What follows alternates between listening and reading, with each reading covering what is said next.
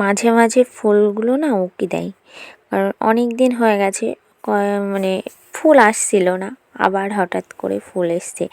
তো ঘুম থেকে উঠতে উঠতেই শুনেছি ফুল এসছে, তো তাড়াহুড়ো করে চলে গেলাম ফুল নিয়ে আসতে। তো যে কটা আছে সে কটা গেঁথে নিতে হবে, আর যেহেতু তাড়াতাড়ি ফুলগুলো নিয়ে নেবে ওর জন্য একটু তাড়াহুড়ো করে গেঁথে নিচ্ছি, কারণ রান্নাবান্না সকালে কিছুই হয়নি। ঘুম থেকে উঠছি তখন শুনছি যে ফুল এসেছে।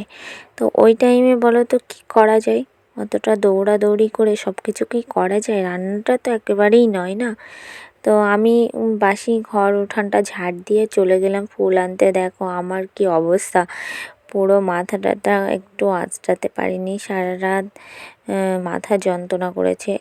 কেন জানি না, এই কদিন হয়তো রোদের মধ্যে থাকার জন্যই এই প্রবলেমটা হয়তো হচ্ছে আমার।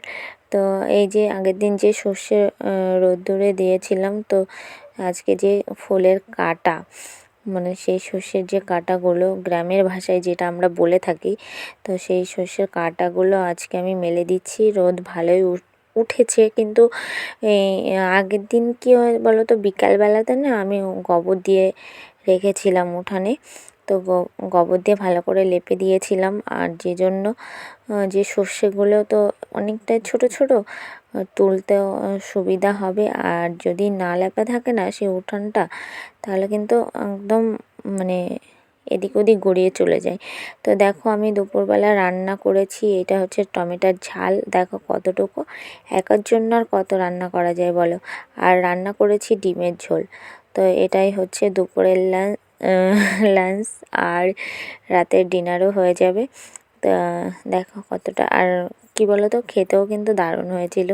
সে নিজের কথা নিজেই বলছি, কারণ না সত্যি খুব খেতে সুন্দর হয়েছিল। যে এরকম হয়তো আমি প্রথম, হয়তো কি বলো তো, রান্না না এক এক দিন কিন্তু হয়ে যায় দেখবে, এক এক দিন খুব সুন্দর হয়, যেমনই রান্না করো না কেন এটা কিন্তু হয়। আর দেখো সূর্যটা কিন্তু একদমই যাচ্ছে যাচ্ছে ভাব। তো আমি কি করেছি, খাওয়া দাওয়া করে আবার লেগে পড়লাম এই যে যে সর্ষেগুলো বার হবে, তো এই কাঁটাগুলো আলাদা করছি, আর ওই সর্ষেগুলো তলায় পড়ে যাচ্ছে। তো আমি কাজে লেগে পড়লাম, কিছু করার নেই। এটা পরিষ্কার করে না রাখলেও না সকালবেলার দিকে যে কুয়াশা যেগুলো পড়ে, কুয়াশায় কিন্তু আবার ভেজে যাবে, আবার সেই রোদ দিতে হবে, তারপরে সেটা ঠিক হবে। এটা তো মানে আবার ডাবলই একটা খাটনি হয়ে যাবে। তো ওর জন্য ভাবছি যে কষ্ট হলেও এটা করাটা আমার দরকার।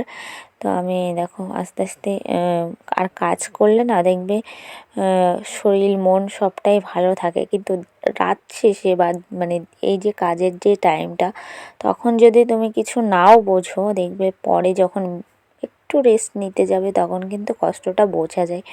তো আমার ক্ষেত্রে কিন্তু ওরকমই হয়। তো আমি এই যে যখন কাজ করি তখন কিন্তু আমার মনেই হয় না যে হচ্ছে কোনো কিছু আমার খারাপ লাগছে বা আমার শরীরটা চলছে না, সেরকম কিন্তু মনেই হয় না। যখন আমি এই কাজগুলো বন্ধ করব বা এই কাজগুলো শেষ হবে, পরে যখন একটু বিশ্রাম নেব, তখন আমি আর উঠতে পারি না। আমার এত শরীরটা খারাপ লাগে কেন জানি না। সবার কি সেটা হয় কি বলতে পারবো না, কিন্তু আমার এটা হয়।